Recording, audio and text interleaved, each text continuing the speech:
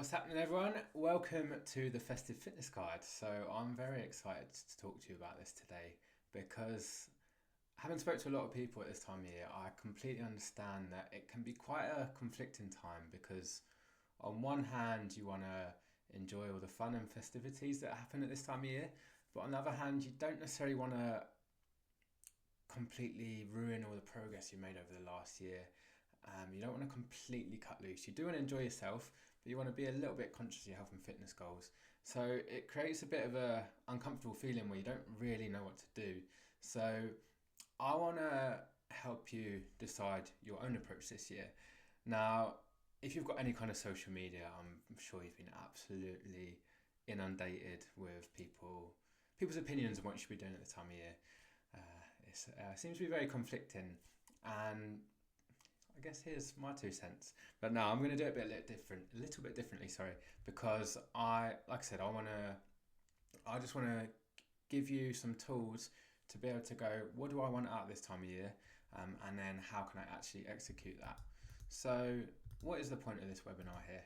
So, the first thing is to build some intention. I really don't think it's up to anyone else to tell you how you should act, how you should prioritize your health and fitness goals compared to your social stuff. I think the crux of it is just getting you to the point where you're comfortable with your choices, and I believe that's where intention comes in. I also believe that we can definitely find a balance. I don't think you have to completely abandon all your health and fitness goals at this time of year, but you can still have fun, because we don't want you to get to the point where you go back to work in January and be like, bloody hell, what has happened here? So we want to strike a bit of a balance there. So like I said, all of this is going to culminate in you having your own approach by getting clear on your values and what you want out of it, and then I will help you follow through with that. So we will also have a fun little worksheet. I know it's everyone's favourite. So in the comments, I'm going to drop a little sheet that I've made, and I want this to be quite interactive as interactive as something that you're just watching me talk can be. So I will tell you whenever we've got one of the tasks, whenever we're at the relevant bit of a worksheet, and I would encourage you to pause and actually think about applying the thing that we go through so that you get something out of it rather than just watching it. You might go, oh, that's cool. Hopefully you go cool and not say, oh, that was boring and shit. But hopefully there's something that you can take out of it, and then you can sort of carry forward with you. As I touched on at the start, I am big on balance. I think that it often gets neglected, the actual value of socialising and eating tasty food just for the sake of it. Now, when we talk about health, people typically go straight for what we call the physical health. Just to take a step back, so health actually has a number of domains. It isn't just that physical element, even though that's what we tend to think of. So there's reportedly 6 domains of health, and like I said, the physical is just one of those. We've also got our mental health, our environmental health, our economic health, emotional health. And Christmas is a really great time of year where we can work on some of these other elements of health. Now, we can obviously lean into that social side of things. So yeah, I am just so big on the fact that being healthy should include some fun things. I think there's no point having like a six-pack or the body of your dreams if you're really not happy, you've got no mates and you've got no money. Our health is limited by the lowest one of these. Like, we're only as strong as the weakest link. I know that's a bit cliche, but if any of these are completely written off, that's not healthy. And of course it is relative to your goals and your expectations. So one person's minimum standard for physical health might be down here, another might be up there. I just have to check that we can squeeze that all into the camera. But yeah, so I really think that it is important to recognise the actual value in going out with your mates, meeting up with people, seeing your family, rather than seeing it as like a negative. That being said, of course we can take it too far if we completely focus on the social health and we just eat and drink everything under the sun. Of course that will start to diminish the physical health side of things. So we do need to consider both. but I just think that the social and emotional side of things kind of gets brushed over and we just focus on that physical. So going forward, I'd like to introduce something called the festive season spectrum. So at one end of the spectrum, we've got the whole people that train Christmas morning, go for a run, tag themselves at the 24-hour gym. They're bringing their Tupperware to the family dinner. If their nan offers them tiramisu, they're chucking it back at her. And then at the other end of the spectrum, we've got people who just see Christmas as a 3-week piss up. That is speaking from first-hand experience. You might have heard that whole calories don't count at Christmas, memories over calories, blah, blah, blah. Yeah, I very much see them as the ends of the spectrum, and I feel like most of you watching today are probably somewhere in the middle. So I want to help you kind of work out where you are within this spectrum. And that conveniently leads us into our first little task. So if you grab that worksheet that I've put in the comments, the first question is, imagine going back to work in January. You walk back into the office after your break. Think about what would happen to leave you feeling these kind of emotions. So think about if you were to feel really regretful, bit of shit, like you've overdone it the whole time. Spend a bit of time thinking about what that would look like. What would have to happen for you to feel that kind of stuff?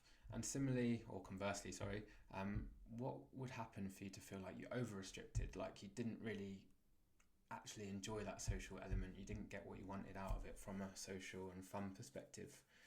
So I'd like you to think about those two opposite areas. So if you need to pause it, well, not if you need to, I encourage you to pause it so you can actually think about those kind of things and visualize what that would look like. So pause it now. Did you pause it? Probably not, did you? So why is December a struggle? What is the point of this whole thing, really? Now, a stat that I've actually learned fairly recently is that obviously December and January are 6 of the year, quick maths, but they actually are responsible for around about 40% of the average annual weight gain. And what typically happens is people's weight kind of stays fairly stable, but there's just 1 or 2 times a year where it might just bump up a little bit, like half a kilo or a kilo. And obviously, and we can see that December and January are that time of year that is most responsible for weight gain. So they're very much overrepresented. So clearly there's something going on there. So I just want to really unpack what this could be and what I believe it is. So the first thing is the all or nothing mindset, or is also a cycle. So to run you through this, it's where you go all in on your goals. So you might join a gym, you might start running, blah, blah, blah. And then eventually you go, oh, this is getting a bit tedious, it's a bit boring, I'm finding it a bit too much. So then you give up. Or have this big like overindulgence. And then what happens then? You feel guilty, you beat yourself up, negative self-talk, feel really shit ultimately. So then you go all in again, and this cycle just goes on and on and on. Similarly, we can represent it like a pendulum. So you're going all in that way, you're signing up to your gym, going every day, smashing your workouts, cooking everything from scratch, loads of healthy meals, cutting out all sugar. But then it gets too much, so you swing the other way. So then you donate to a gym that you're never going to go to. You start just smashing at Uber Eats. You don't even look at a vegetable. And this is really fueled by like perfectionism. So it's where we think that we need to be perfect to make progress. Like we've got really, really high standards. And if we can't be perfect, there's no point bothering at all. So if you catch yourself saying any of these kind of things, you've probably got an all or nothing mindset. Things like, I've already had one, so I may as well finish the box. There's no point starting now, I may as well just start in January. New year, new me. I've already eaten that, I may as well eat that. All those kind of phrases are classic all or nothing sort of catchphrases, if you will.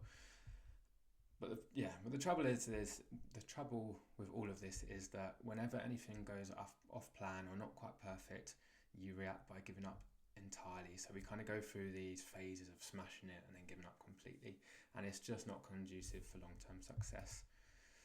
The next thing that I think causes us to struggle at this time of year is our environment. Now, often we talk about willpower being to blame for all these things, but I am massive on I think it's the environment you're in. And to explain my point, think about this maybe thought experiment. If you have a slice of cake on a side that you're constantly walking past, so it might be on your kitchen or a table at work, if you walk past it enough times, eventually you're going to break and eat it, aren't you? Even if you weren't necessarily thinking about a cake, at some point you're going to eat it. So as a bit of an example for this, the other day we went for a barbecue and we had some crisps and didn't eat a whole pack. It was a big family pack thing, and I came home, left them on the side next to the kettle, and then first thing in the morning I'd make myself a cup of tea. Of course I did, I'm English, and I found myself just grazing on the crisps at like 7 in the morning. Like, I didn't want crisps, I had no craving for them, it wasn't something that was on my mind. It was just purely because they were on the side, and then I just started grabbing them subconsciously. So I think our environment is far more responsible for our choices than willpower and discipline and all that jazz, as much as all the David Goggins fanboys would have you believe otherwise. And unfortunately, at this time of year, we do have indulgences absolutely everywhere. People are probably buying you chocolate as gifts. You're having like buffets at work. You're having your Christmas parties. People are sharing like boxes of celebrations, things like that. Similarly, alcohol. There's going to be a lot more social events. You might want to catch up with your mates that you haven't seen for a while. Nothing wrong with that, but you are in an environment that is quite hard to. Well, it's quite hard for it to be conducive to your health and fitness goals, and especially with alcohol, because it's not necessarily just the sort of like calorie cost, if you will, of it.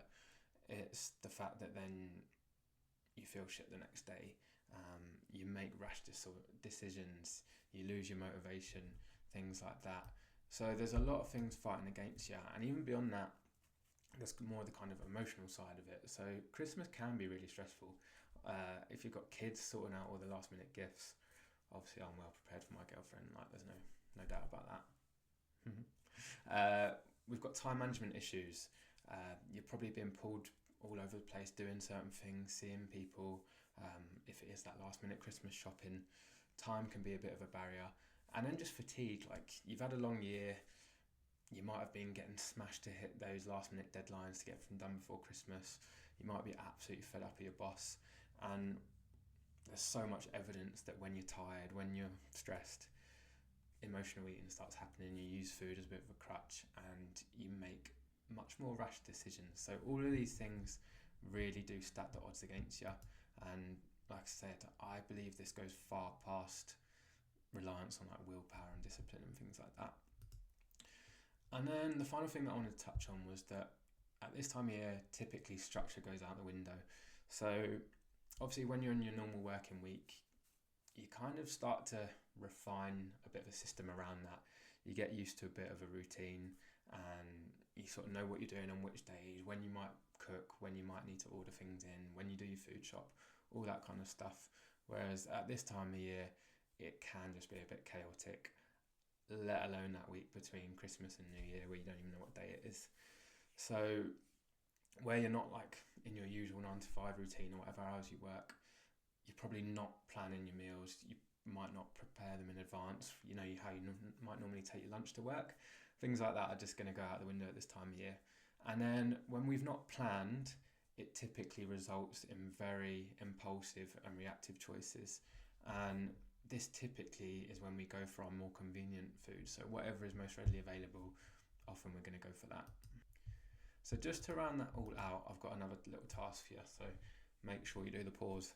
So I want you to think about the 3 biggest issues that could derail your fitness goals over Christmas. So think about the situations that might come up. Think about, any commitments that you have over this time, and maybe even reflect on last year or previous years when things might have gone a bit wrong. And I just want you to list those situations, because once we're aware of them, we can keep an eye out for them, and maybe even if you sort of, as the next step, start to think about what would I do if this situation does come up? What would be a choice that kind of manages that situation as best as possible? So yeah, pause that, write down your 3 barriers, and I'll see you in the next slide. Did you pause it? So what can we actually do about it? I have come up with something called the 4 anchors of a balanced Christmas.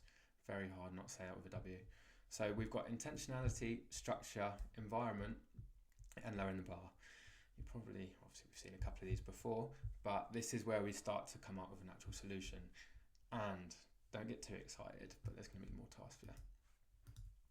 So intentionality, for me, that is just essentially getting you to the point where you're not going to regret your choices. You're acting with purpose, with intention, hence intentionality. And yeah, you've put a bit of thought into your values, your priorities at that time, and then you're making a bit of a plan that, supports that.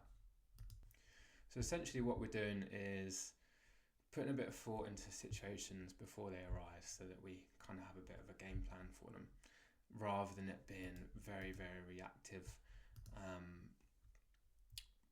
Because I feel like reactive, so I've gone on to the father.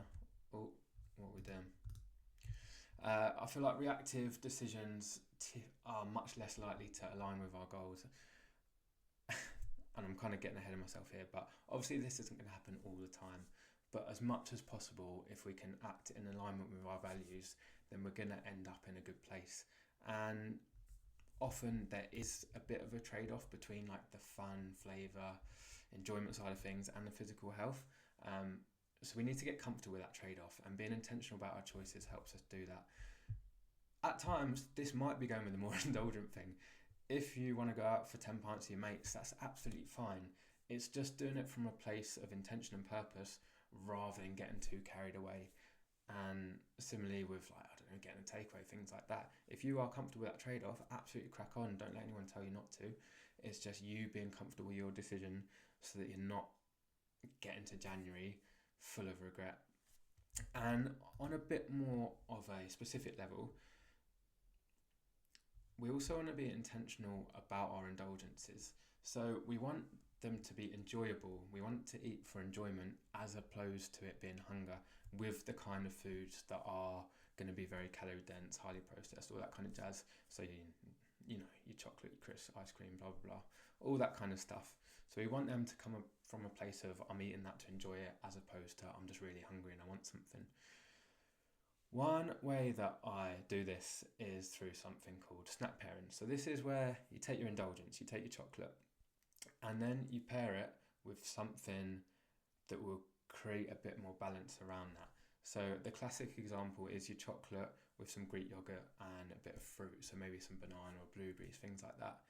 And what this does, it means that it's going to fill you up, but you're also, yes, you're eating a few more calories from the yogurt and the fruit, but you're then far less likely to go and then smash the whole packet.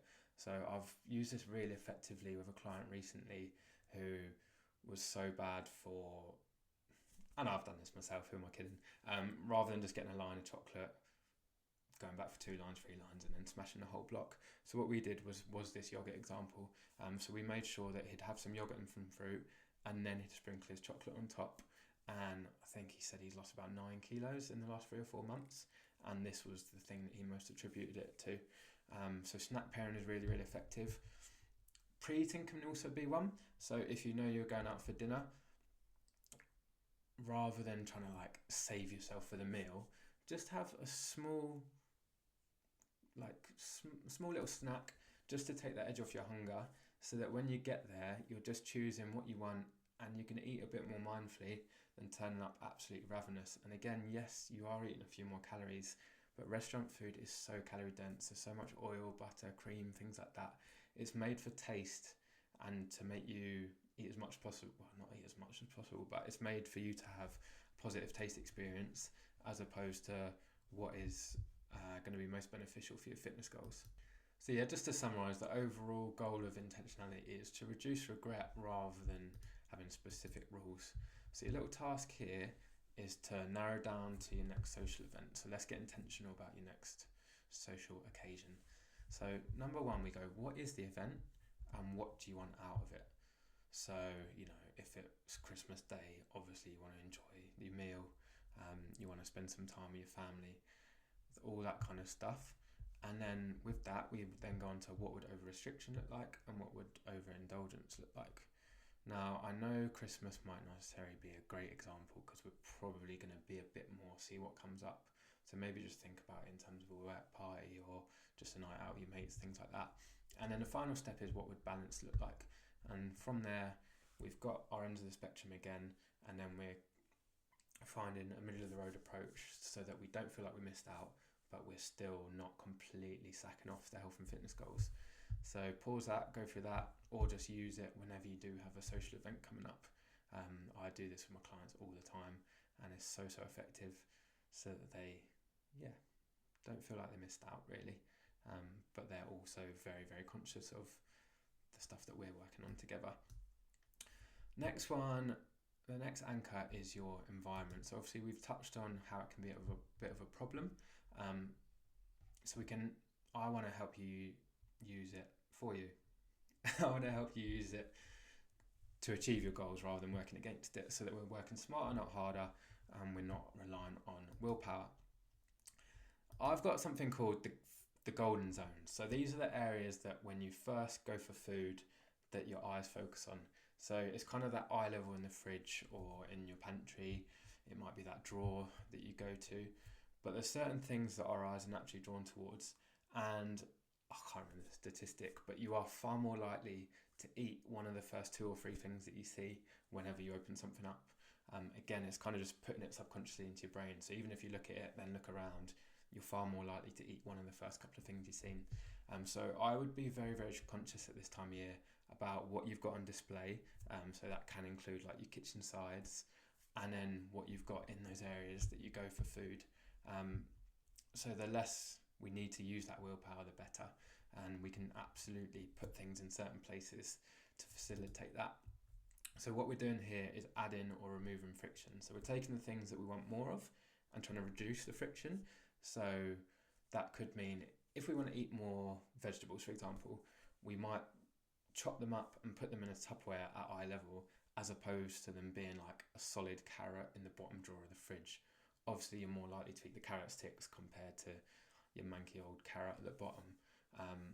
And conversely, if you were trying to eat less, I don't know, say chocolate yogurts, rather than them being at that eye level, put them out of the way, put them at the back, put them behind stuff, so that you have to actually think about it and want it, as opposed to it just being the thing that comes out and slaps you when you open that fridge. Got another little task here. So what I'd like you to do is identify the first 3 areas that you look for snacks, what your go-tos when you're hungry. And then for each of them, list 1 or 2 options that could align more with your goals. And then finally, think of some things that we can do to add friction to those foods you want less of. Now, some great examples of this have been, putting things out in the garage, putting them to the back, keeping them in like the packet or wrapping them in foil or something like that, so that they're not really visible. But go through that, have a little think about your food environment. The next anchor we've got is structure. Now, as we mentioned before, structure does tend to go out the window a little bit at this time of year. But I want to bring a little bit of consistency to the chaos. So clearly there's going to be a lot more off the cuff stuff, but can we separate the truly, the things that are just coming up from the things that we can have a bit more control over?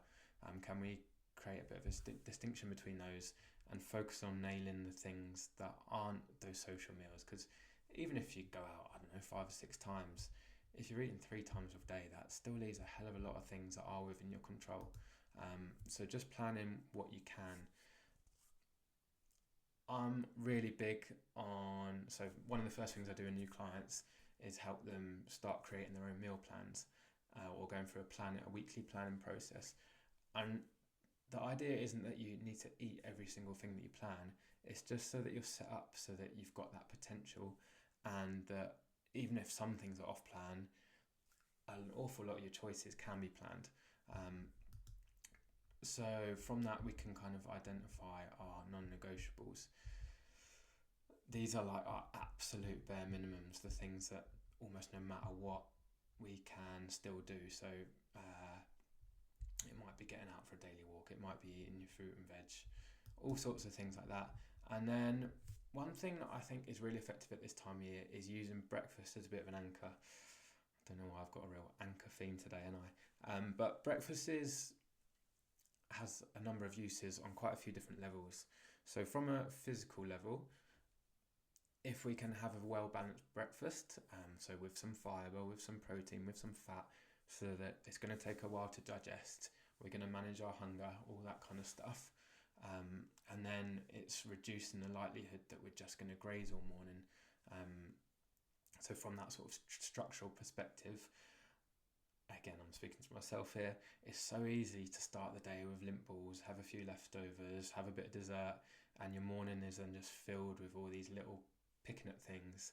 But if we can create a bit of consistency or a slightly regular eating pattern through breakfast, that is just going to set you up for a much more health-seeking day.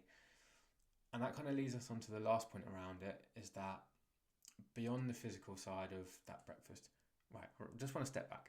So I don't really care what time of day you have this. If you're only hungry at 8 o'clock, have it at 8 o'clock. If you're only hungry at 9 o'clock, have it at 9 o'clock. If you're an early riser, have it earlier. It doesn't really matter to me. It's just that first meal of the day is something that actually fills you up for not a crazy amount of calories when we compare it to if you just had a bit of chocolate and some leftover tiramisu or whatever. But yeah, the last point I wanted to make around it is the psychological benefit of just doing something early in the day that feels like a win. You've probably heard about like the lemon water craze and the apple cider vinegar craze first thing in the morning. Now they've got absolutely fuck all benefit from next to fuck all benefit from a physical health perspective, but people often get really good results from them, and so much of that is from the psychological element of creating some momentum from getting an early win.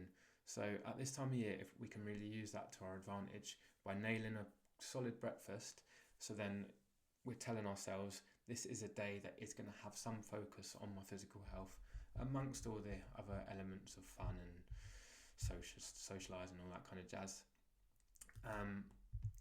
And then the next one I wanted to touch on was lowering the bar. So obviously this was me flat out on the limbo, dreaming. So what I want to do here is encourage you to drop your standards. Not got any experience of that. But we're shrinking our normal habits. So say you're someone who goes to the gym 5 times a week. Could we just train twice a week over Christmas? If you're someone who goes out for an hour, run every couple of days, could we just do a 20-minute? We just want to shrink these things so that they're much more accessible, because one of the biggest barriers to actually doing positive habits when you're busy is just feeling overwhelmed by them, feeling like they're unattainable. So if we can just shrink them to the absolute bare minimum, embrace this good enough. I'm so big on this, like good enough done consistently will absolutely outperform smashing it and then doing nothing. So if we can just make it a solid increment as opposed to just this big extremes. Good sign language, that one. And just a bit of a take-home quote for you. Always something is always going to be all or nothing. So let's get away from that whole, if I can't do this, I won't bother at all. Like I said, low efforts done consistently are actually really, really good. So your task here is kind of joining structure and lowering the bar. So I want you to identify 3 so easy habits that could become your minimum standards over the Christmas break. This can be on like a day-to-day basis, so it might be eating your fruit and veg, getting a couple of serves of fruit and veg a day. It could be nailing protein at breakfast. Anything, I don't really mind getting a daily walk, just going outside once a day. Whatever just feels very, very doable for you, but counts as a bit of a win. Or it can be a bit more on like a weekly basis. So again, that example, if you're someone who trains 5 times a week, maybe just say, can I train twice a week? Twice over these couple of weeks. So yeah, go through that task, set your minimum standards, and I'll see you in the next slide. So just to summarise, our anchors of a balanced Christmas are the more intentional we can be, the less guilt we'll have. The more structure we have, the less impulsive decisions we'll make. The more we can manage our environment, the less we'll have to rely on willpower, and lowering the bar will help you maintain momentum. So hopefully that's a bit of a summary overview of what we've got there. But essentially we're just trying to retain some momentum instead of like burying our head in the sand and then feeling a load of pressure and stress and anxiety when it comes to January. Unfortunately, no matter what plan we do here, there's going to be times where we trip up. We're all imperfect. We all have times where we get a bit carried away on the beers, where we eat too much, where one missed gym session turned into 5-6 days without going, all that kind of stuff. There's always going to be things that trip us up. Even the best plans crumble. But the key is in how you react. Even with like a big night out or a big weekend where you absolutely get on it the whole weekend, it's not typically that event that stops people reaching their goals. It's how they react afterwards. So does it spiral? Does it go into this all or nothing mindset? Or can they just call it there and get back to their normal routine as soon as possible? So we don't want to, and this is a bit of a nuance here, we don't want to compensate. There's a bit of a distinction between saying, oh, I was bad last night, so I'm not eating today, versus last night I did a lot of things for my social health. So say you did have a night out, that was really good for my social health. Now I'm going to do a lot of things for my physical health. Your language around this is so important, because that sort of punishment creates a really bad relationship with exercise and absolutely fuels that all or nothing cycle that I keep going on about. So we don't want to compensate, because that does just go from that pendulum swinging constantly. So we just want to draw a line in the sand, and whatever rules we've made, be quite flexible on them. As much as I've tried to foolproof it all, I guess, we just want to be, we don't want to be rigid around this and fall apart if we can't ever do anything. So any single rule we make, we want some flexibility around that, and not to get too caught up on it and put too much of an emotional attachment to it. And then the final thing is just having a bit of self-compassion. When I first heard about self-compassion, I kind of thought it was airy-fairy, just making excuses. And I guess it is making excuses, but without the negative connotations of that, because self-compassion is unpacking what happened. We're stating what happened, what was the thing, the issue, I guess. Why did it happen? What was the reason behind it? What was the situation? And the key thing with self-compassion, the key third bit, is what would I do differently next time? And this turns it into a really, really effective exercise, because we're breaking down the thing, but then going, firstly, am I comfortable with that decision? Because you might go, I wouldn't do anything differently next time. And if not, sweet, move on. But if you would, at least you've learned from it, so that every sort of slip up, I'm not really a big fan of that term, but it's what kind of people use, becomes a learning experience that we can build on. So self-compassion is actually really, really useful. And it's something that I've changed my mind on over the last couple of years. That kind of wraps it all up, to be honest with you. So if you have watched all of that and gone, yeah, it makes sense, but I don't really know how to apply that to my situation, I don't really get it, then I would love to have a little chat with you. Flash, eh? So I'd love to have a one-on-one, if you would like to, I'd love to have a one-on-one call with you to help you apply these principles, so that you can start January with a bit of momentum and have a bit of a plan. I'm sure I'll honour this till January if you are someone that wanted to hold off. So normally these calls are $120, but if you've watched this webinar, you come from here, then I'll knock it down to $80. So you can contact me. My email is sean@peaknutritioncoaching.com. My Instagram is that, I believe, but if you just start searching that, I'm sure it'll come up. So reach out to me there, say you watch the webinar and you want a little bit of help, and then we'll get that locked in, and I will help you go through all the sort of nuances around this. And I always, after the call, I will create a report and give you a personalised plan so that you've got confidence going forwards. So thank you so much for watching. I guess the one thing that I want to leave you with is there's no right or wrong approach at Christmas. It is all just trying to live in alignment with your values. There is so much value in this time of year from a social health perspective, for our emotional health. And yes, that may have a little bit of a trade-off from a physical health perspective, but that is okay, because I'm just so big on the fact that health goes beyond just calories and nutrients and purely that physical health. Like we really need to boost all of the areas of our health, as opposed to just dialing into the physical, but equally that doesn't mean it needs to be a 3-week session. So yeah, I really hope you can find some balance over this festive period, and thank you for watching, and I'll speak to you soon.